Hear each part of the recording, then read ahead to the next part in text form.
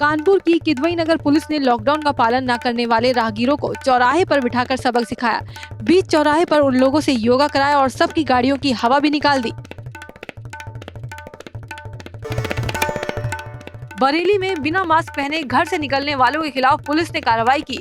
1 दर्जन लोगों के खिलाफ अलग अलग थानों में मुकदमे दर्ज किए। इसके अलावा बेवजह घूमने वालों पर भी पुलिस की सख्ती बढ़ गई। ऐसे लोग की बाइक और कार को पुलिस प्रशासन पंचर कर रहा है। फिरोजाबाद पुलिस ने बिना मास्क लगाए सड़कों पर चल रहे लोगों पर दिखाई सख्ती। पुलिस ने कई लोगों को पकड़कर उनकी शर्ट उतरवाई और मुंह पर मास्क की तरह बनवा दी। इसके अलावा बिना वजह सड़कों पर घूम रहे लोगों का चालान भी काटा।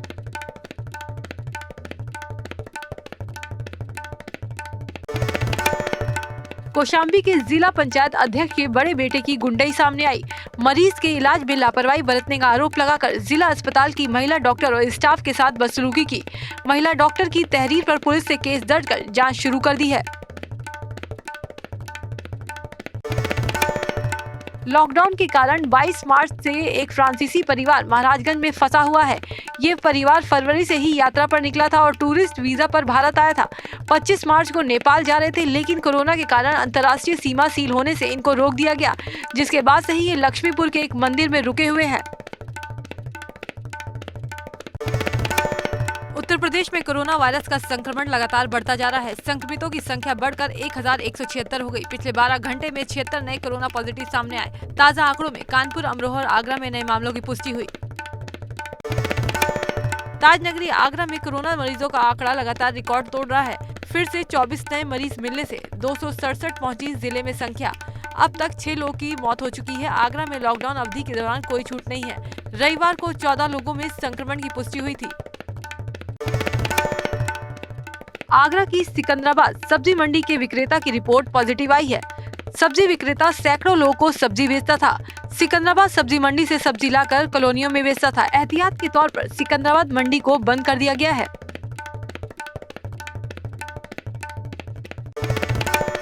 मुरादाबाद में कोरोना संक्रमण का असर अब इसके खिलाफ जंग लड़ रहे वॉरियर्स पर भी नजर आ रहा है। इसके चलते मुरादाबाद में एक डॉक्टर की मौत हो गई। ताजपुर सीएसटी में तैनात डॉक्टर निजामुद्दीन की इलाज के दौरान मौत हो गई। मुरादाबाद में कोरोना से अब तक 3 लोग जान गंवा चुके हैं।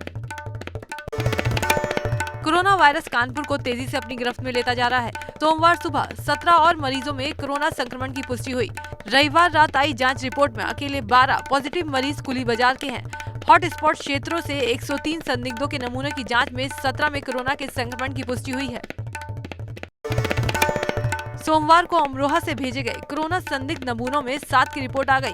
सभी रिपोर्ट पॉजिटिव आई है। इनमें से 5 जमाती शामिल हैं, जो कि गुजरात से आए हैं। वहीं 2 जोया क्षेत्र के रहने वाले हैं। इस तरह अमरोहा में अब कोरोना वायरस से संक्रमित मरीजों की संख्या 17 हो गई। फिरोजाबाद में कोरोना वायरस के मामले तेजी से बढ़ना प्रशासन और स्वास्थ्य विभाग के लिए चिंता का कारण बन गया है। रविवार को 12 नए मरीज मिले। इनमें एक युवक रेलवे में अधिकारी है। अब जिले में कोरोना मरीजों की संख्या 52 हो गई। एक संक्रमित की मौत भी हो चुकी है। 12 नए कोरोना मरीजों में कश्मीरी गेट निवासी 2 युवक, राही नगर निवासी एक मरीज के संपर्क में आने से संक्रमित हुए थे। हापुड़ में कोरोना वायरस का प्रकोप थमता नजर नहीं आ रहा। कुराना निवासी एक और व्यक्ति में कोरोना की पुष्टि हुई है। पीड़ित शख्स जमातियों के संपर्क में आया था। कुराना गांव को पहले से ही सील किया जा चुका है। वहीं संदिग्धों को भी क्वारंटीन किया गया है। यहाँ पॉजिटिव मरीजों की संख्या बढ़कर 17 हो गई है। एटा में 3 कोरोना पॉजिटिव मरीज सामने आने से हड़कंप मच गया। तीनों का ही कनेक्शन आगरा से जुड़ा है। कोरोना पॉजिटिव पाए गए तीनों मरीजों के परिजनों को क्वारंटीन कर दिया गया। साथ ही मरीजों के कई किलोमीटर एरिया को सील कराया जा रहा है। उस एरिया को हॉटस्पॉट घोषित कर दिया गया। मुरादाबाद में क्वारंटीन किए गए लोगों के भागने पर एफआईआर दर्ज। रामगंगा विहार के एमआईटी कॉलेज में क्वारंटीन में थे कोरोना संदिग्ध। बालकनी का ताला तोड़कर भागने की कोशिश कर रहे थे। थाना सिविल लाइंस में मामला दर्ज किया गया। वाराणसी के निजी अस्पताल में ओपीडी और इमरजेंसी सेवा बंद कर दी गई।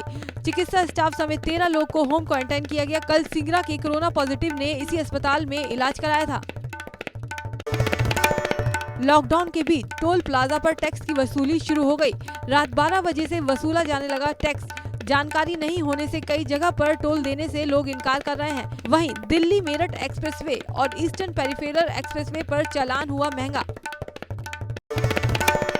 लॉकडाउन के बीच बाराबंकी के अहमदपुर का टोल प्लाजा शुरू हो गया। रात 12 बजे से ही टोल प्लाजा पर गाड़ियों का आवागमन जारी है। यहाँ पर सोशल डिस्टेंसिंग का भी पूरा ख्याल रखा जा रहा है। हापुड़ में थाईलैंड के बुजुर्ग जमाती ने कोरोना वायरस को मात दे दी। 71 साल के बुजुर्ग की 3 रिपोर्ट नेगेटिव आने के बाद उन्हें अस्पताल से डिस्चार्ज कर दिया गया। वह हापुड़ के एक मस्जिद में अपने 9 साथियों के साथ रुके हुए थे। सोनभद्र में लॉकडाउन के बीच दुकानदारों की दबंगई आई सामने। 3 पुलिसकर्मियों, इंस्पेक्टर, दारोगा और सिपाही को दुकान में किया बंद। लॉकडाउन का पालन कराने पहुंचे थे पुलिसकर्मी। पन्नूगंज थाना इलाके के रामगढ़ बाजार की घटना। सोनभद्र में झारखंड और यूपी बॉर्डर पर 97 मजदूर पकड़े गए। सभी मजदूर ट्रक में भूसे की तरह भरकर बॉर्डर पार कर रहे थे, लेकिन पुलिस ने चेकिंग के दौरान उनको पकड़ लिया और भारतीय इंटर कॉलेज में बने क्वारंटीन सेंटर भेज दिया।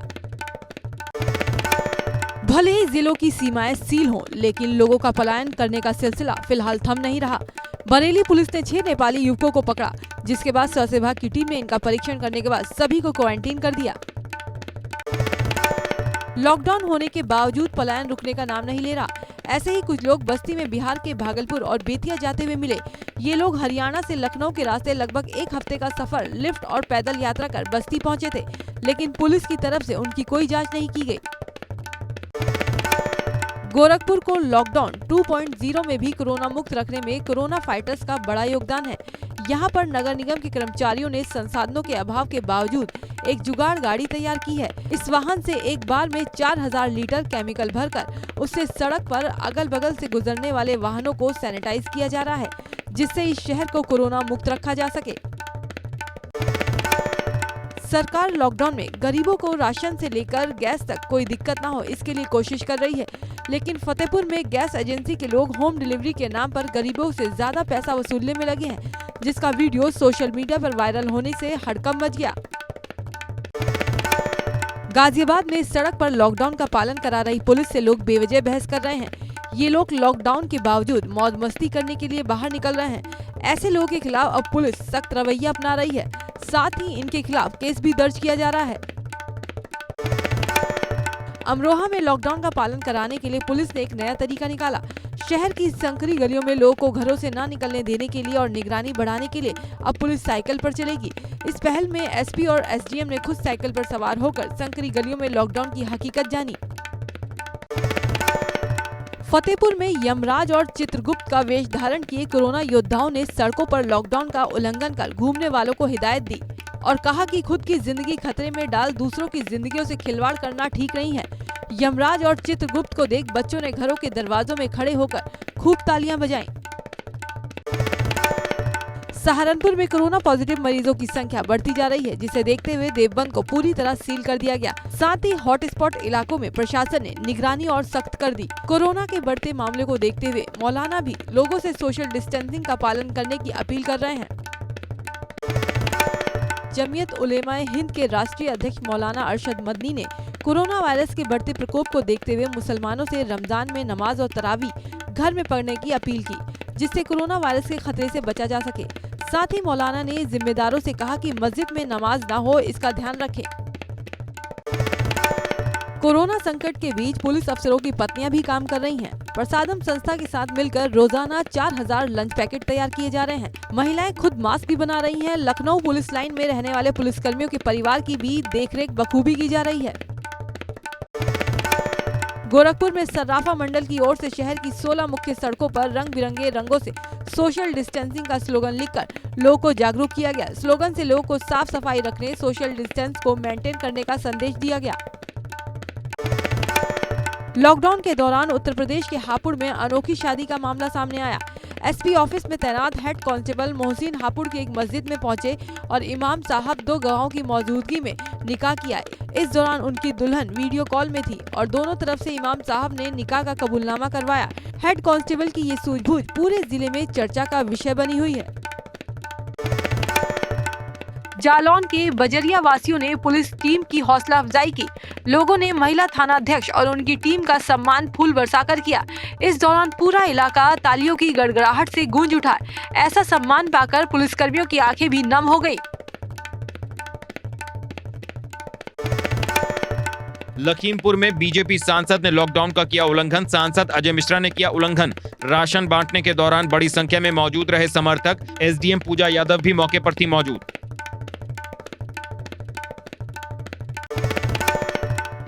ग्रेटर नोएडा वेस्ट स्थित चेरी काउंटी में भी एक कोरोना पॉजिटिव केस मिलने के बाद सोसाइटी को सील कर दिया गया है।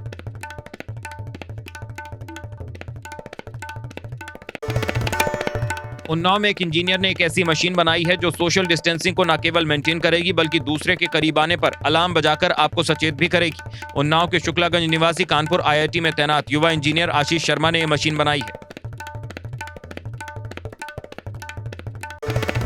खबर है यूपी के सीएम योगी आदित्यनाथ के पिता के निधन पर मुख्यमंत्री त्रिवेंद्र सिंह रावत ने शोक व्यक्त किया। लंबे समय से अस्वस्थ चल रहे थे और स्वर्गीय आनंद सिंह बिष्ट जी एक बहुत अच्छे सक्रिय सामाजिक कार्यकर्ता भी थे।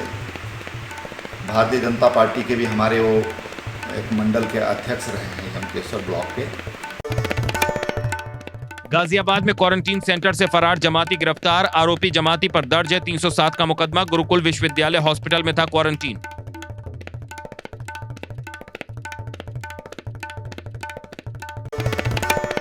देहरादून में कोरोना वायरस से संक्रमित 2 और मामले सामने आने से स्वास्थ्य विभाग और प्रशासन सतर्क है। मिलिट्री हॉस्पिटल में डॉक्टर और बच्चे में संक्रमण की पुष्टि के बाद पूरे परिवार को अगले 28 दिनों तक घर में क्वारंटीन कर दिया गया।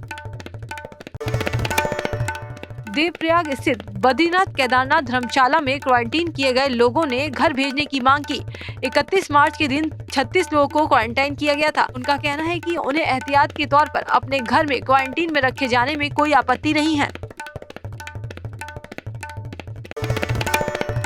खटीमा में गेहूं क्रय केंद्रों पर गेहूं की खरीद न हो पाने से किसान परेशान हैं। मंडी में गेहूं क्रय केंद्र खुलने के 5 दिन बाद भी 42 क्विंटल गेहूं की ही खरीद हो पाई है। खाद्य विभाग ने 15 अप्रैल से गेहूं तौल केंद्र खोल दिए, लेकिन लेबर की कमी की वजह से गेहूं की खरीद सही से नहीं हो पा रही।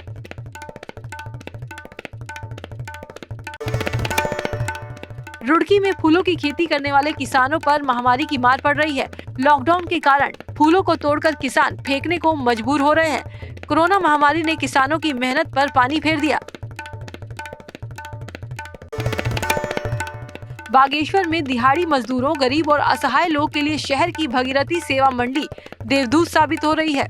सेवा मंडली के सदस्य लॉकडाउन से अब तक हजारों मजदूरों को रोजाना भोजन करवा चुके हैं। संकट की घड़ी में रोजाना जरूरतमंदों का पेट भर रहे हैं। टिहरी में लॉकडाउन का सही ढंग से पालन कराने के लिए 24 घंटे सड़कों पर तैनात पुलिस कर्मचारियों को व्यापार मंडल और सामाजिक संगठनों ने सम्मानित किया। टिहरी के बोराड़ी में इन कोरोना वायरस के ऊपर व्यापारियों ने फूल बरसाए और फिर उन्हें सम्मान के तौर पर फल बांटे।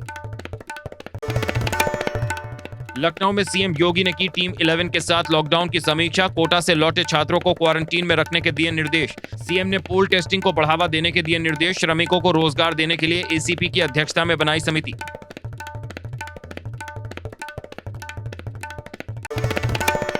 सभी राज्यों के खुद से छूट देने पर केंद्र सरकार सख्त हो गई है। कोरोना वायरस पर केंद्र ने सभी राज्यों के मुख्य सचिव को चिट्ठी लिखी।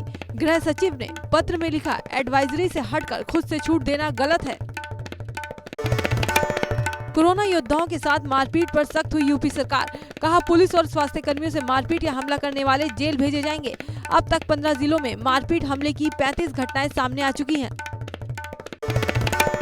उत्तराखंड से राज्यसभा सांसद अनिल बलूनी ने एक नई पहल शुरू की। वो विशिष्ट महानुभावों के साथ वीडियो कॉन्फ्रेंसिंग से संवाद कर रहे हैं। कोरोना संकट से जुड़ी समस्याओं पर चिंतन कर उसके समाधान के लिए एक विस्तृत रिपोर्ट तैयार की जाएगी। देश में जानलेवा कोरोना वायरस से संक्रमित मरीजों की संख्या में लगातार इजाफा हो रहा है। स्वास्थ्य मंत्रालय के ताज़ा आंकड़ों के मुताबिक देश में अब इस महामारी से संक्रमित मरीजों की संख्या 17,000 के पार पहुंच गई।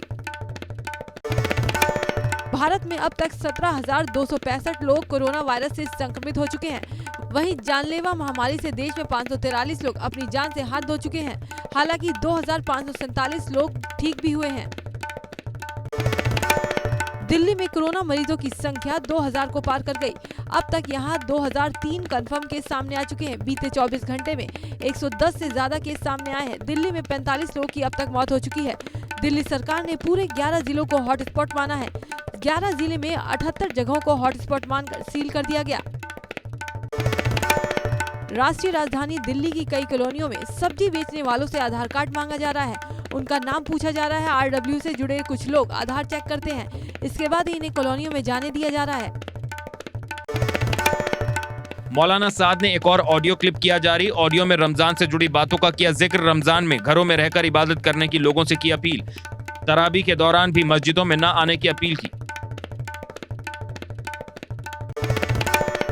जानलेवा महामारी ने महाराष्ट्र को सबसे ज्यादा प्रभावित किया है। महाराष्ट्र में बीते 24 घंटे में सबसे ज्यादा संक्रमित मरीज आए। महाराष्ट्र के अलग अलग हिस्सों में बीते 24 घंटे के भीतर 552 नए कोरोना पॉजिटिव की पहचान की गई, जबकि इस दौरान बीमारी की वजह से 12 लोगों की जान चली गई। अब तक महाराष्ट्र में मौत का आंकड़ा 223 तक जा पहुंचा है। मुंबई की बात करें तो यहां कोरोना के मरीजों का आंकड़ा 2724 पर जा पहुंचा है, जिनमें से 132 लोगों की मौत हो चुकी है। मुंबई में पिछले 24 घंटे में कोरोना से 6 लोग जान गंवा चुके हैं। अमेरिकी राष्ट्रपति डोनाल्ड ट्रंप ने दावा किया कि अमेरिका में कोरोना वायरस के खिलाफ जंग काफी सही तरीके से चल रही है। यहाँ हालात सही हैं। भारत समेत 10 देशों से अधिक टेस्ट किए जा चुके हैं। अमेरिका में अब तक 41 लाख से अधिक लोग के टेस्ट हो चुके हैं। अमेरिका के राष्ट्रपति डोनाल्ड ट्रंप ने जल्द ही अपनी आर्थिक गतिविधि को फिर से शुरू करने की उम्मीद जताई है।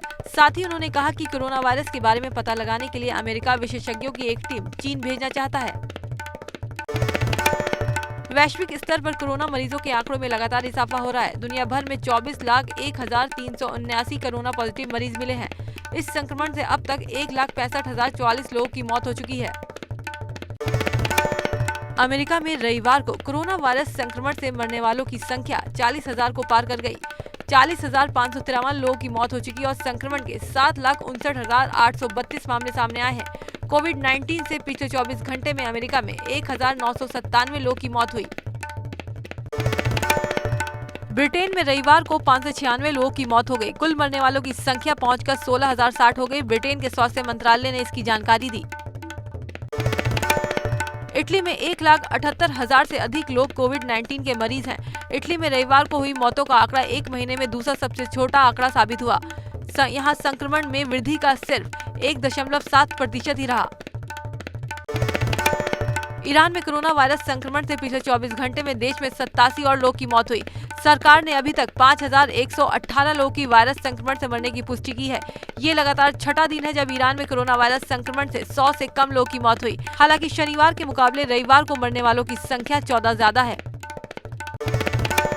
फ्रांस में कोरोना वायरस के संक्रमण से रविवार को 24 घंटे में 395 लोगों की जान चली गई। इसमें से 227 ने अस्पताल में और 168 ने नर्सिंग होम में दम तोड़ दिया। इसी के साथ कुल मौतों की संख्या 19,718 तक पहुंच गई।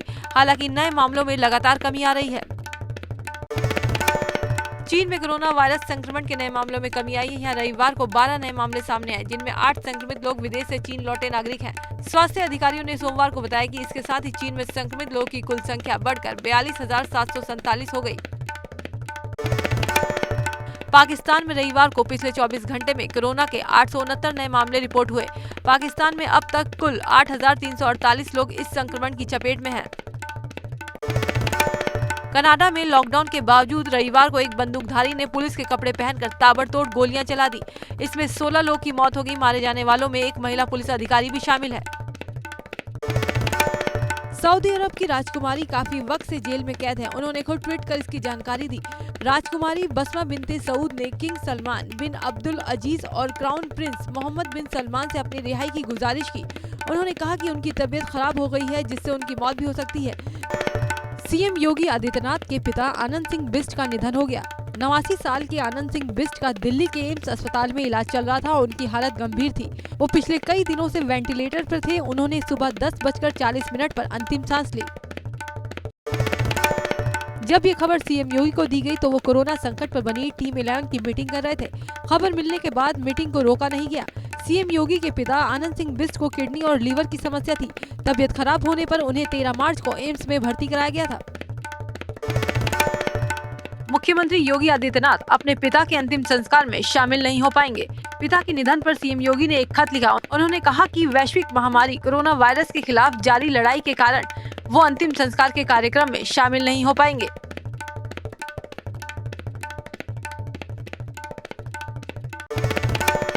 यूपी के सीएम योगी आदित्यनाथ के पिता के निधन पर उत्तराखंड के मुख्यमंत्री त्रिवेंद्र सिंह रावत ने दुख जताया। उन्होंने ट्वीट कर कहा, आनंद सिंह बिष्ट के निधन से गहरा दुख हुआ है। यूपी के पूर्व मुख्यमंत्री और सपा अध्यक्ष अखिलेश यादव ने सीएम के पिता के निधन पर शोक जताया। अखिलेश यादव ने ट्वीट कर उन्हें भावभीनी श्रद्धांजलि दी। कांग्रेस महासचिव प्रियंका गांधी वाड्रा ने भी सीएम के पिता के निधन पर दुख जताया। उन्होंने ट्वीट कर लिखा, आनंद सिंह बिष्ट जी के निधन पर मेरी गहरी संवेदनाएं। ईश्वर इस दुख की घड़ी में परिजनों को कष्ट सहने का साहस दे। महाराष्ट्र के पालघर में साधुओं की मॉब लिंचिंग मामले में अब तक 101 लोगों को गिरफ्तार किया जा चुका है, जबकि 9 नाबालिगों को बाल सुधार गृह भेजा गया। पुलिस ने हत्या, दंगा करने और सरकारी कर्मचारी पर हमला करने के केस दर्ज किए हैं। पालघर मामले पर यूपी के मुख्यमंत्री योगी आदित्यनाथ ने महाराष्ट्र के सीएम उद्धव ठाकरे से बात की। सीएम योगी ने दोषियों के खिलाफ सख्त कार्रवाई की मांग की। इस पर सीएम उद्धव ठाकरे ने कहा कि दोषियों को बख्शा नहीं जाएगा। मशहूर कवि कुमार विश्वास ने पालघर की घटना पर दुख और गुस्सा जाहिर किया। उन्होंने कहा कि ये घटना महाराष्ट्र सरकार के माथे पर कलंक है। दोषियों को सख्त से सख्त सजा मिले। अनुपम खेर ने पालघर की घटना पर अपनी प्रतिक्रिया देते हुए लिखा, पालघर में 3 साधुओं की मॉब लिंचिंग होना काफी दुखी और भयभीत करने वाला है। आखिर तक वीडियो नहीं देख पाया। ये क्या हो रहा है? ये क्या हो रहा है? मानव का जघन्य अपराध है ये। बॉलीवुड एक्टर फरहान अख्तर ने पालघर मामले की कड़ी निंदा की। उन्होंने ट्वीट कर लिखा, उपद्रवी भीड़ की समाज में कोई जगह नहीं होनी चाहिए। उम्मीद है हत्यारों को गिरफ्तार कर जल्द से जल्द सजा दी जाएगी। महाराष्ट्र के पालघर में 2 साधु समेत 3 लोग की हुई मॉब लिंचिंग की घटना को पूर्व भारतीय क्रिकेटर इरफान पठान ने शर्मनाक करार दिया। इरफान ने इस घटना को लेकर ट्वीट किया और दुख जताया। खटीमा में 2 दुकानदारों के बीच मारपीट हो गई। बीच बाजार मारपीट से हड़कंप मच गया। वहां मौजूद लोगों ने मारपीट का वीडियो बनाकर वायरल कर दिया। मौके पर पहुंची पुलिस ने दोनों के खिलाफ मामला दर्ज कर कार्रवाई शुरू कर दी है। अंबेडकर नगर के रावीपुर बहाउद्दीनपुर में आकाशीय बिजली गिरने से हादसा। गेहूं के खेत में काम कर रहे 2 लोग की मौत, जबकि 2 लोग गंभीर रूप से झुलसे। एसडीएम ने कहा, मृतक के परिजनों को दैवीय आपदा कोष से 5 लाख की सहायता राशि दिलाई जाएगी। गोरखपुर में रविवार शाम मौसम का मिजाज बदल गया। तेज आंधी और गरज चमक के साथ मूसलाधार बारिश शुरू हो गई। बिजली गरजने के साथ ही देखते ओले पड़ने लगे। बारिश की वजह से किसानों की मुसीबत बढ़ गई। ग्रेटर नोएडा के दनकौर कोतवाली क्षेत्र में गेहूं की खड़ी फसल में भीषण आग लग गई। बिजली का तार टूटने से लगी आग में करीब 50 बीघा फसल जलकर राख हो गई। पिथौरागढ़ के जंगलों में आग लगने से जानवरों पर आई आफत। वन अधिकारी ने बताया, अभी तक मुंशियारी, अस्कोट, डीडीहाट, कनाचीलीना में आग लगने की घटना हुई है। उन्होंने बताया कि अभी तक आग की घटनाएं वद पंचायत क्षेत्र में हुई है। संरक्षित वन क्षेत्र में वनाग्नि की घटना नहीं हुई। संवेदनशील क्षेत्रों में भी कर्मचारी गश्त कर रहे हैं। बलिया में बिजली का खंभा लगाने को लेकर 2 पक्ष आपस में भिड़ गए। एक पक्ष ने लाठी डंडों से लैस होकर दूसरे पक्ष के घर पर धावा बोल दिया। लॉकडाउन की धज्जियां भी उड़ाई गई। पुलिस ने दोनों पक्षों के 22 लोगों को गिरफ्तार कर लिया। बैजनाथ छपरा गांव की ये पूरी वारदात है।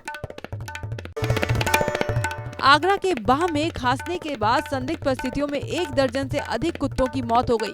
कुत्तों की अचानक मौत से ग्रामीणों में हड़कंप मचा हुआ है। लेखपाल की रिपोर्ट पर बाह के एसडीएम ने पशुपालन विभाग की टीम को जांच के निर्देश दिए। कोरोना को लेकर घबराए ग्रामीणों को कहा, डरने की जरूरत नहीं है। लॉकडाउन की वजह से जंगली जानवर शहर की ओर रुख कर रहे हैं। पिथौरागढ़ के जाखनी में रात के करीब 3:30 बजे एक गुलदार घर में घुस आया। गुलदार की चहलकदमी सीसीटीवी में कैद हो गई। गुलदार की दस्तक से लोग दहशत में रह रहे हैं। रामपुर के भरतपुर गांव में खेत के पास तेंदुए के घुसने से अफरा तफरी का माहौल हो गया। दहशत में आए लोगों ने फौरन इसकी सूचना वन विभाग को दी, जिसके बाद वन विभाग की टीम मौके पर पहुंची और ट्रैंकुलाइज कर लेपर्ड को पकड़ लिया। मथुरा के गोवर्धन के गांव अडिंग में रविवार रात एक तेंदुए ने दहशत मचा दी। तेंदुए का खेत में टहलते हुए वीडियो भी सामने आया है। इसके अलावा ग्रामीणों ने तेंदुए के पैरों के निशान खेत में बने देखे।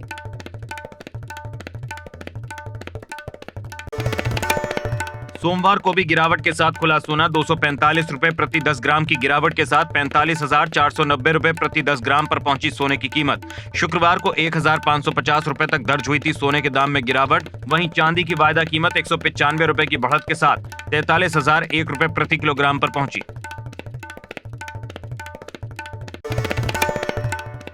टीम इंडिया के पूर्व ऑलराउंडर युवराज सिंह का मानना है कि यंग टैलेंट को निखारने के लिए सौरव गांगुली का रोल बहुत अहम रहा। युवराज सिंह ने कहा, दादा मेरे पसंदीदा कप्तान हैं, उन्होंने मेरा काफी समर्थन किया। इसके अलावा युवराज सिंह ने पूर्व कप्तान महेंद्र सिंह धोनी का जिक्र करते हुए कहा कि धोनी टीम का चयन करते समय अपने फेवरेट खिलाड़ियों को तरजीह देते थे। धोनी के साथ उनकी वाइफ साक्षी धोनी ने एक फोटो इंस्टाग्राम पर शेयर की है। साक्षी ने जो फोटो इंस्टाग्राम पर शेयर की है उसमें धोनी बेड पर लेटे हुए हैं और उनके हाथ में मोबाइल फोन है। धोनी के पैर साक्षी की गोद में है। साक्षी इस दौरान धोनी के पैर का अंगूठा मुंह से काटने की कोशिश करती नजर आ रही हैं। साक्षी ने इस तस्वीर को इंस्टाग्राम पर शेयर करते हुए इसके कैप्शन में लिखा, ऐसा वक्त जब आपको मिस्टर स्वीटी की अटेंशन की भूख हो। सुनील गावस्कर से भारत और पाकिस्तान के बीच क्रिकेट सीरीज के बारे में जब पूछा गया तो गावस्कर ने कहा था, लाहौर में बर्फबारी हो सकती है लेकिन द्विपक्षीय क्रिकेट सीरीज नहीं। इस पर शोएब अख्तर ने गावस्कर को जवाब देते हुए लिखा था, सनी भाई, लाहौर में पिछले साल ही बर्फबारी हुई थी, इसीलिए कुछ भी असंभव नहीं है। इस पर सुनील गावस्कर ने कहा, मुझे लाहौर में बर्फबारी वाले बयान पर शोएब अख्तर का जवाब बेहद पसंद आया।